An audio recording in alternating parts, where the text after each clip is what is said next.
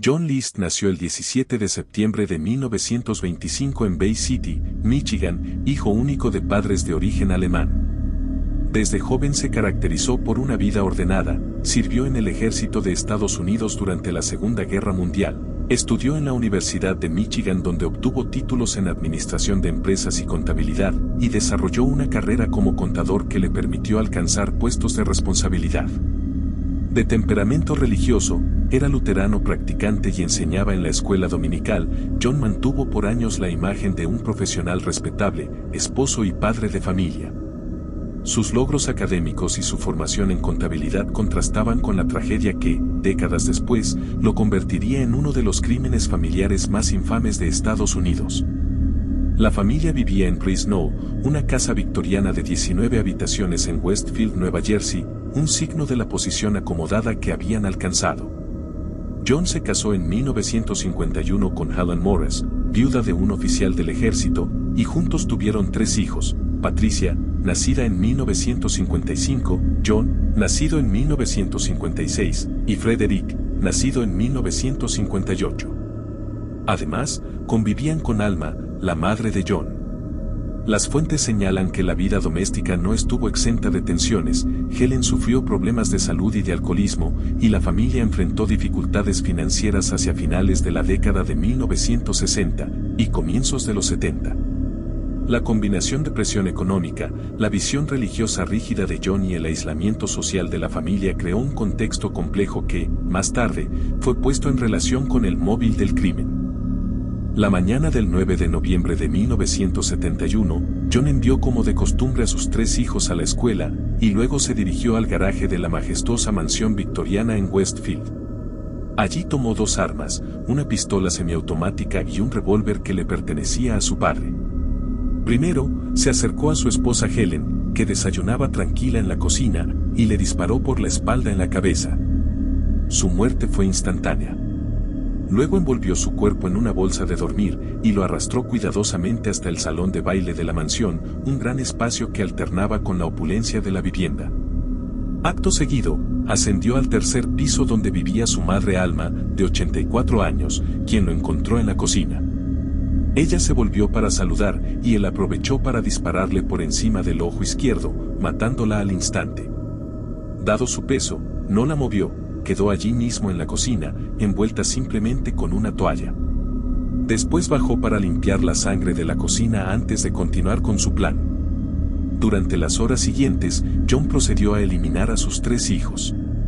En primer lugar, recogió a su hija, Patricia de 16 años, del colegio, con la excusa de que se sentía mal. Una vez en casa, cuando ella le dio la espalda o bajó la guardia, le disparó con el revólver. La bala le atravesó el cráneo desde la mandíbula hasta salir, acabando con su vida. Luego envolvió su cuerpo en una bolsa de dormir y lo arrastró también al salón de baile. Después, recogió a Frederick de 13 años. Al regresar a casa, y de la misma manera fría y planificada, le disparó en la cabeza al darle la espalda, lo mató, lo envolvió en bolsa y lo puso junto al resto en el salón. Finalmente, fue por John de 15 años. Lo recogió después de un partido de fútbol escolar. Una vez en la casa, trató de matarlo igual que a los demás, pero el chico cayó al suelo y luchó por su vida. Eso obligó a John a disparar repetidamente. Con las 2 armas, le disparó al menos 9 o 10 veces, apuntando al pecho y al rostro, hasta asegurarse de su muerte. Luego lo envolvió, lo arrastró y lo colocó también en el salón. Cuando terminó, John apagó toda posibilidad de descubrimiento inmediato.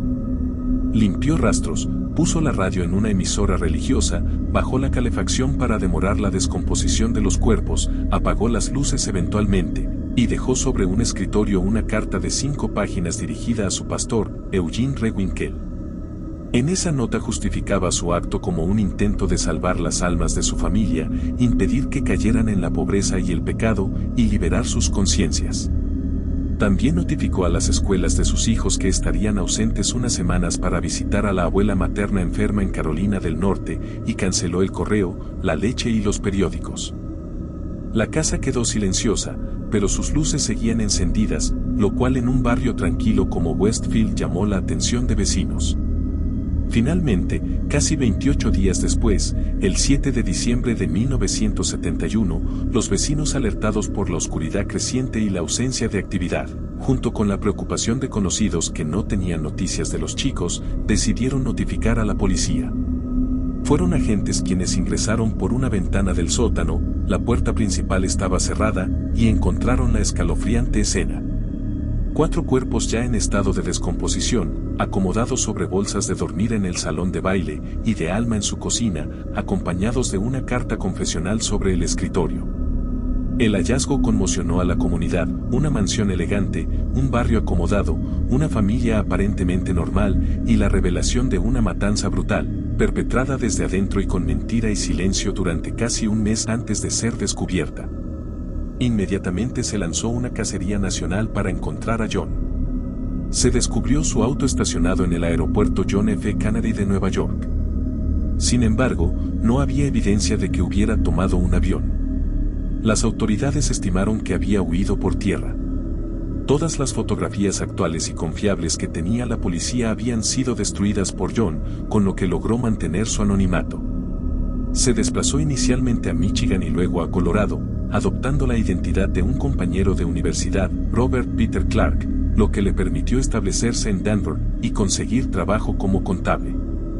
Durante los años siguientes mantuvo una vida aparentemente normal bajo esa identidad falsa, se integró en una congregación luterana local, dirigió servicios de transporte para feligreses, y en 1985 incluso se casó con Dolores Miller, una mujer que no sabía su verdadera biografía. Durante casi 18 años John logró eludir la justicia de manera efectiva. Trabajó como contable, cambió de ciudad y mantuvo un perfil bajo. En 1972 fue investigado brevemente por su posible relación con el caso de B. Cooper, debido a coincidencias temporales y descriptivas, pero las autoridades no encontraron pruebas concluyentes que lo vincularan al secuestro aéreo y con el tiempo esa hipótesis quedó descartada. La larga permanencia de John en la clandestinidad se debió en gran parte a su preparación, destruyó fotografías suyas que pudieran ser distribuidas, usó documentos falsos, y sobre todo, llevó una vida lo bastante rutinaria como para no llamar la atención de las autoridades durante décadas. El quiebre definitivo en el caso llegó con la aparición en el año 1989 de la nueva serie televisiva, America's Most Wanted. En mayo de 1989, el programa emitió un segmento sobre los asesinatos de Westfield y se mostró una reconstrucción envejecida de John, realizada por el artesano forense Frank Bander. La imagen coincidía con el aspecto de John tras los años, y un espectador en Denver reconoció al hombre que trabajaba bajo el nombre de Robert Clark en su vecindario. Menos de 2 semanas después de la emisión, el 1 de junio de 1989, John fue arrestado en una oficina contable en Richmond, gracias a la llamada de una persona que creyó reconocer al sujeto del reportaje. La captura demostró el poder de la televisión y de las técnicas modernas de reconstrucción facial en la resolución de casos fríos. Tras su arresto, John inicialmente se aferró a la identidad de Robert Clark, pero las pruebas forenses y documentales terminaron por demostrar su verdadera identidad.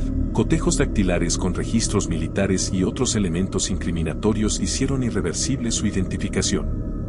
Fue extraditado a Nueva Jersey, donde se le acusó formalmente de 5 cargos de asesinato en primer grado. El juicio empezó poco después.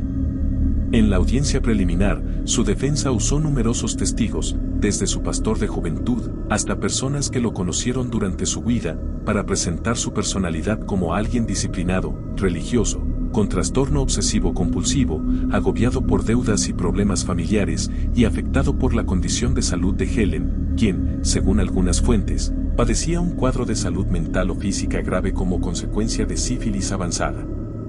También alegaron que sus decisiones estaban comprometidas por su situación emocional, pérdida del empleo, temor a la ruina económica, vergüenza ante sus familiares, y una convicción religiosa distorsionada que lo convenció de que salvar sus almas justificaba el crimen.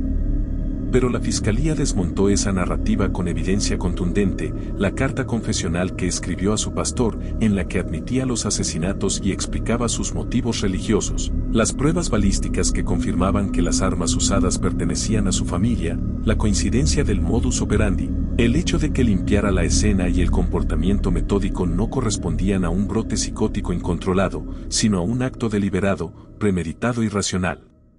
Tras varios días de testimonios, con un tribunal abarrotado de periodistas, familiares y vecinos, el jurado deliberó menos de 9 horas en 2 días, y el 12 de abril de 1990 dictó su veredicto, culpable de 5 cargos de asesinato en primer grado. El 1 de mayo de 1990, el juez William Wertheimer impuso la condena máxima posible, 5 cadenas perpetuas consecutivas, una por cada víctima, sin posibilidad de libertad condicional en un plazo razonable. En sus palabras, el juez resumió: John es sin remordimiento y sin honor. Es hora de que las voces de Helen, Alma, Patricia, Frederick y John emerjan del sepulcro. Durante su discurso final, John sostuvo que en 1971 su juicio había estado comprometido por su estado mental, y pidió perdón, comprensión y oración. Dijo que no recordaba detalles del crimen. Pero esas palabras no convencieron al juez ni al jurado. Tras la condena, John presentó apelaciones argumentando, entre otras cosas, que el tribunal debería haber excluido la carta a su pastor, pues era correspondencia privada, protegida por privilegio religioso, y que su defensa había sido ineficaz por no impugnar la legalidad de las incautaciones y búsquedas en la casa. Estas apelaciones fueron rechazadas en 1993 por la Corte de Apelaciones de Nueva Jersey, que ratificó tanto la condena como la legalidad de la evidencia. En la resolución, los jueces confirmaron que la carta y otros elementos eran admisibles y que el proceso había sido justo. Así, quedó firme su condena: 5 cadenas perpetuas consecutivas, destinadas a cumplirse sin posibilidad real de libertad. John pasó el resto de sus días en la prisión estatal de Nueva Jersey y murió el 21 de marzo de 2008, a los 82 años, debido a complicaciones por neumonía. Las reacciones finales a su muerte recordaron tanto la atrocidad de sus actos como la dimensión humana de las víctimas que él arrebató. Para muchos en Westfield y en las comunidades afectadas, la sentencia no restituía lo perdido.